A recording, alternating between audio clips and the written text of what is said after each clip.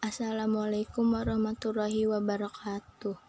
Kami dari kelas 10 IPS 2 ingin membawakan teatrikal yang berjudul Rengas Dengklok. Rengas Dengklok.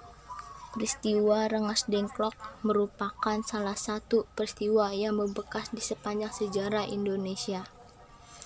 Kala itu, Indonesia sedang dijajah oleh Jepang karena ambisi Jepang yang ingin membangun Imperium Asia Timur Raya pada masa Perang Dunia Kedua.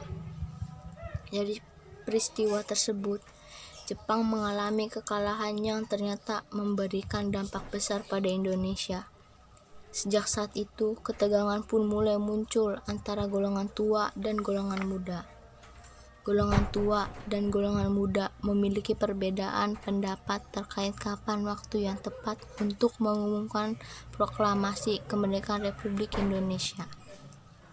Namun, berkat keuletan para pemuda Indonesia, terutama yang bekerja di kantor berita Jepang, berita menyerahnya Jepang tanpa syarat ke sekutu pun sampai di Indonesia. Permintaan Wikana dan Darwis ditolak oleh Soekarno dan Hatta untuk menuntut agar proklamasi kemerdekaan dilakukan pada tanggal 16 Agustus 1945. Karena menerimanya penolakan dari Soekarno dan Hatta, Wikana dan Darwis lantas kembali dan mengadakan rapat yang digelar di Jalan Cikini, Tinju 1, Jakarta. Rapat tersebut dihadiri oleh para tokoh golongan muda lainnya. Setelah Soekarno dan Hatta diculik ke Rengas Dengklok, Soekarno memutuskan untuk bersedia mengadakan proklamasi setelah ia kembali ke Jakarta. Sultan Syahrir mendesak Soekarno-Hatta untuk segera melakukan proklamasi kemerdekaan Indonesia. Namun, Soekarno-Hatta menginginkan agar proklamasi dilakukan melalui PPKI Badan Buatan Jepang.